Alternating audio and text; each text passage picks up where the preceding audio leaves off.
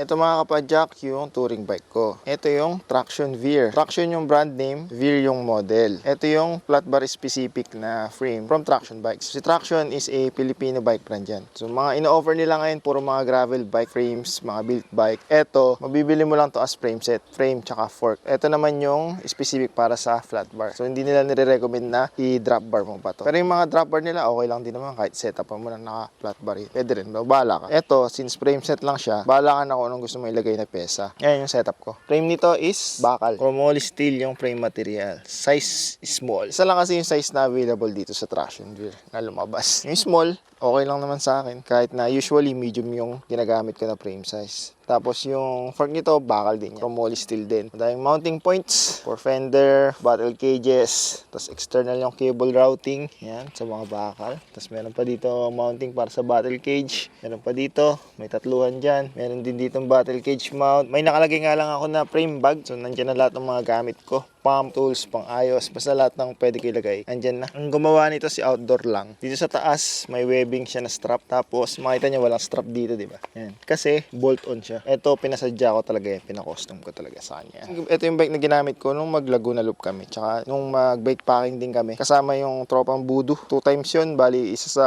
Tanay tsaka isa sa Laguna. Yung mounting points para sa fender, sa rear rack. Pwede mong set up ng single speed, sliding yung drop out. Sobrang iksi ng chainstay. Stiga nito kasi maiksi yung chainstay. Sobrang responsive dyan padyakin. Kasi yun, solid yung chainstay yoke niya dito. Solid na bakal yan. Threaded BB, syempre. May nakalagay ako na rack sa likod. Tatagal ko din yan minsan. Nung mag-bike packing kami, naglagay ako ng malaking saddlebag dito. May oversized cage ako na Blackburn Tagalog. Ito, fabricated lang to ng Pinoy fabricator sa taga Davao ata. Custom strap lang. Nagpagawa ko ay outdoor lang na mahaba. Kasi yung gawa ni Bakal Works, medyo maiksi. So ito, kaya lang magbalot ng 1.5 or Nalgene na bottle, water bottle. So, minsan, nagdadala ako madaming tubig. Bote ng 1.5 liter, dyan nakalagay. So, dito sa kabila, kaya nagpagawa ako ng mahaba. Parang dyan yung hammock ko. Tapos yun, may lagay pa ako dito ng maliit na water bottle dyan sa ilalim. Additional ko na bag is meron ako nilalagay dito na handlebar bag na malaki. Usually mga damit yung nilalagay ko doon. May nilalagay pa din dito ako na feed bag para madaling ma-access. Minsan action cam yung nilalagay ko doon. Setup ko dito is 1x12 speed na SRAM SX. Ito yung luma ko pa na SRAM SX na drivetrain. Nilipat ko lang dito. Pero pinalitan ko ng chainring. Decas na yung chainring na gamit ko dito para mas maliit siya.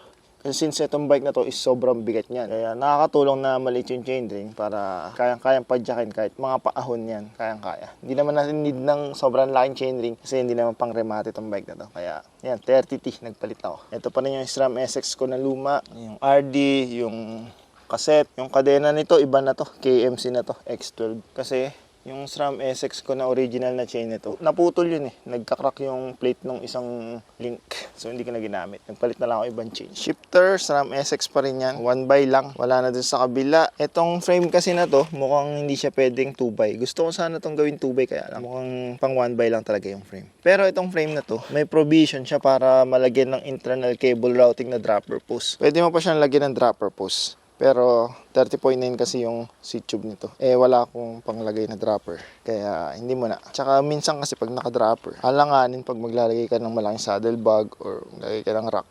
Gusto ko sana naka-dropper pero okay lang kahit ganyan. Sa wheelset naman, Cruiser XM490. Yung hub nito sa likod. HG yung pre-hub. So pang 12 speed na HG. Etong kaset na yan. Kaya yun din yung pre-hub niya. QR lang siya. Experience ko dito, dumudulas yung QR niya kasi sliding nga yung dropout niya. Mas maganda sa mga ganitong style ng dropout. Ang gamit yan yung pa-nut klase ng hubs para hindi siya dudulas talaga. Yung usually makita mo sa mga dirt jump bikes ganun. Eto, okay naman dito, gumagana naman. Nagpalit lang ako ng pang Shimano na to, gamit ko. Mas magandang klase kasi itong skewer na pang Shimano. Mas maganda yung kapit niya, mas secure. Kaya ayun, nagpalit ako, wala na akong problema din sa pagdulas. So okay na yan. Yung preno na gamit ko, yung Deore ko pa rin na luma. M615 ata yung model nito. Yan, luma na yung Deore, yung puti. Pero gamit ko pa rin siya hanggang ngayon. Yan, maganda kasi. Ganda ng performance. Yan, nagpalit ako ng brake pad dito. Ito, Deore pa rin yung caliper niya dyan. Pero yung panlikod, non-series na yan. Kasi nagka-problema yung caliper ko na Deore sa likod. Sama ng piga. Magpalit ako ng caliper na iba. Okay. Non-series na caliper. Deore na lever, okay lang naman. Yung gumagana naman, okay na siya. Mas maayos na. Rotor, Deore din. Luma na yan. Manipis na nga yan, palitin na rin. Ang rims nga pala na gamit ko dito is Wainman. Wala lang siyang decals, tinanggal ko kasi para mas malinis tingnan. Naka-setup siya ng tubeless para syempre less hassle na tayo. Kung matusukan man tayo, di siya mapaplat, magsisil lang. Yung gamit ko na tire, budget lang to na tubeless tire. Nakita ko lang siya shop. Mount Cook 29. Yung model, TLR. Yan, tubeless ready siya. Ang brand nito ay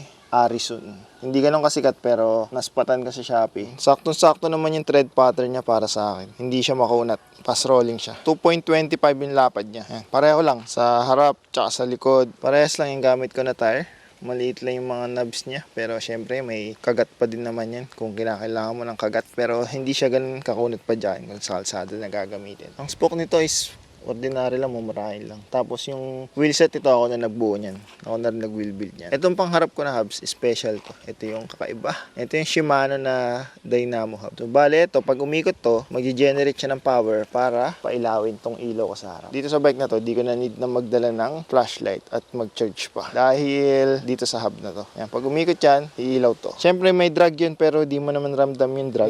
Pipindutin dito para mag-on siya. Yung setup nito, budget build lang din yan. Yung hub sa Shopee ko nabili, ito sa Lazada. Ito yung pinakamura na build kung gusto nyo mag-setup ng dynamo na front hub para sa ilaw. Ano? Pag inon ko yan, iilaw siya. Ano? Pag kumaandar ka, iilaw siya. So, mas tuloy-tuloy yung andar mo, mas tuloy-tuloy yung ilaw. Maganda rin sa ilaw nito, i-store siya ng ilaw mga 10 minutes. Pag matagal kang tumakbo na nag-iilaw siya, pag tumigil ka, may store sa kanyang ilaw. Kahit di ka maandar. Kung nakahinto ka, tuloy-tuloy pa rin yung ilaw niya. Shimano tong hubs. Ito is wala siyang brand eh. Pero goods naman, maliwanag din. Kita mo na yung kalsada kapag may ilaw to. Pwede mo rin to gamitin pang charge ng power bank. Wala lang ako nung module na yun para mag-charge siya ng power bank. Tapos sa power bank, doon ka mag-charge ng device mo. Hindi kasi recommended na mag-charge directly dito. Papunta sa cellphone. Kasi nagpa-fluctuate yung current. Mas maganda yung power bank na lang i-charge mo gamit to. Tapos sa power bank ka mag-charge ng device mo. Mas okay yung ganun. Wala lang ako nun kaya hindi ko mapakita. Dito may kabitan ako ng cyclocomputer dyan. Yung stem ko, pang BMX to na stem eh. Kasi ito yung pang mapayat na clamping size. Kasi dahil dito sa handlebar na gamit ko. Ito yung Shirley bars. Paro din ng Surly. Tapos rather be clunky yung gumawa. Ang BMX. Kaya ito yung bars na na-setup ko dito. Kasi ito yung bars na comfortable yung back sweep. Malaki yung back sweep niya. Mataas yung rise. Setup dito sa bike na to for comfort. Upright na upright ka. Yung back sweep nito hindi kasing OA ng back sweep ng Jones eh. Naghahanap ako ng sweet spot nung back sweep na yun kasi ang ayaw ko dun sa Jones, sobrang back sweep naman niya. Katagalan pag nasanay ka dun, maninibago ka pag gumawa ka uli ng straight kasi nagtitrail ako. Ayaw ko na makasanayan yung ganun. Ang weird ng feeling kapag from super back sweep na Jones tapos nag straight bar ka, maninibago yung kamay mo. Ito hindi kasi sakto-sakto lang yung back sweep niya. Ang ganda pa ng comfort pag gagamitin mo. Grips na gamit ko dito, Light Pro. Yan, lock on grip siya. Ito, ang lambot kasi nito. Yan, masarap din sa kamay. Ito palang bars na to, pinutulang ko to kasi sobrang haba nito para sa yung stock niya. Pero bakal yan, locally made lang din to. Parang kopya siya nung Surly Sunrise bar. So, ganyan yung setup kasi nung mga handlebar ng mga clunkers na bike dati. Kaya yan, kaya si Rather Be Clunkin, siya yung nagpa-fabricate yan. Pinoy din yan. Ito, hingin ko lang sa tropa. Papalitan ko yan. Iba rin ang seat clamp nitong mga bakal na 30.9. Hindi mo pwedeng gamitin yung seat clamp na pang aluminum na frame. Yung pambakal, iba pa. Nung ibigay sa akin ng traction tong frame na to, wala pa silang seat clamp. Pero ngayon alam ko meron. Kaya di nyo napaproblemahin na bumili ng seat clamp dito. Ito, Velo, luma lang din to. Pero kasi, ito yung sakto na lapad para sa foot ko. Kaya ito yung nakalagay dyan. So, for comfort. Bali, itong setup talaga ng bike na to for comfort para sa akin. Para relax na relax. Pedal na gamit ko, BB Max, seal bearing, sobrang smooth. Okay naman. Itong bike na to, natambak lang to. Hindi ko na rin na paggagagamit pero sinipag ako ilabas ngayon. Kaya pakita ko na rin sa inyo. Kaya din pala ako sinipag na ilabas to ngayon, itong bike na to. Kasi, ano kung gusto yung pakita sa inyo, ito yung pinadala sa akin ni Rather Be Clunkin. Kaya may pinadala siya sa akin. Sobrang tagal na to pero ngayon ko lang i-unbox. Last year pa to pero kumakita ko sa inyo. Itong handlebar nga pala na to, ito galing to sa 420 Bike Shop. Nagbebenta rin kasi sila. Pero si Rather Be Clunkin pa din yung gumawa. Kine-carry lang din ni 420 Bike Shop. Kasi usually pag nagpunta kayo dun kay 420 Bike Shop, makikita nyo dun mga pang touring, mga ganun, mga pang outdoor, mga adventure setup. Ngayon, inadala sa aking bar si Rather Be Clunkin mismo. Tingnan natin kung iba ba to dyan sa current na nakakabit sa akin. Kung gusto nyo i-try yung Shirley Bars ni Rather Be Clunky, maglalagay ako ng link sa description kung saan nyo pwedeng bilhin. Yung page nila, Facebook, Instagram, pwede kayo mag-message doon kung may inquiries kayo. Yan, sasagutin naman nila yan. Yung balot. Uy! Ayos oh. Uy, ibang version. Ito mas papayat. Iba oh. Tapos may kasama pang jersey. May stickers pa. Nakasama. Napakadami. Yan, Shirley. Paliwanag dyan lang sa asawa niya kung sino si Shirley. Baka magselos yun. Yung nakita kasi ako sa FB group eh. Nagalit daw asawa niya kasi sa handlebar daw niya may nakadikit na sticker na Shirley. Sino daw ba yan? Model yon nung handlebar, Shirley Bars.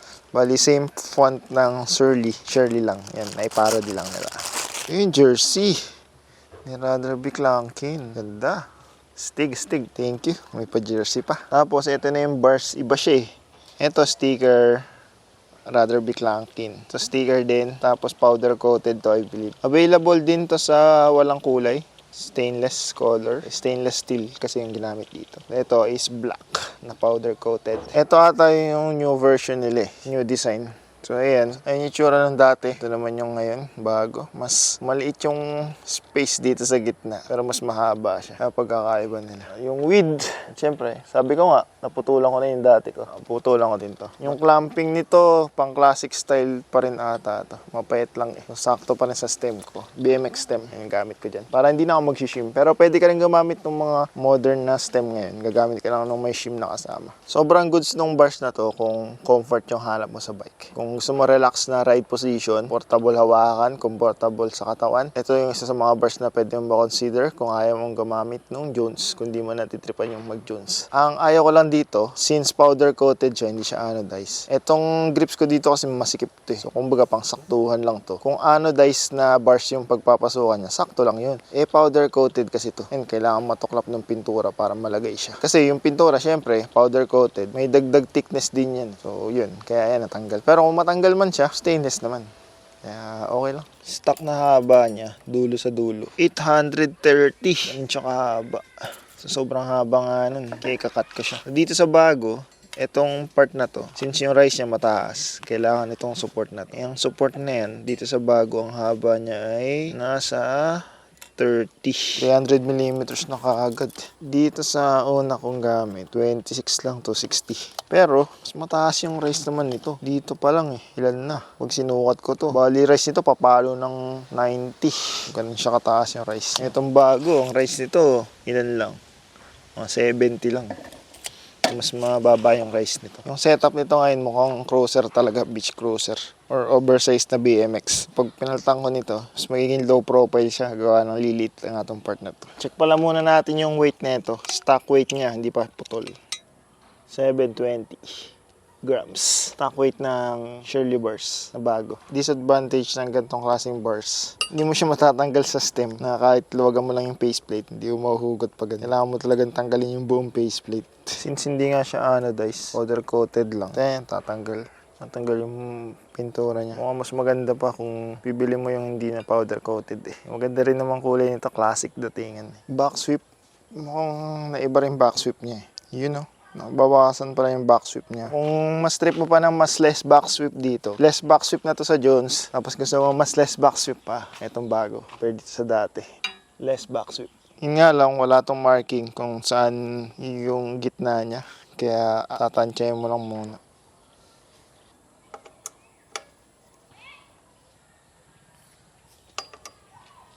Mas madali ilagay ito. Parang mas manipis yung pintura nitong bago. Hindi kagaya last time na sobrang sikip. Ito mas okay. Akala ko magkakaproblema pa ako pagbalik nitong grips. Oh, hindi na. Galing. Mas okay siya. So wala rin palang issue kung powder coated na black yung pipiliin mo dito sa bago. Nice. Ayan, parang okay na. Hindi ko muna puputulan. Testing.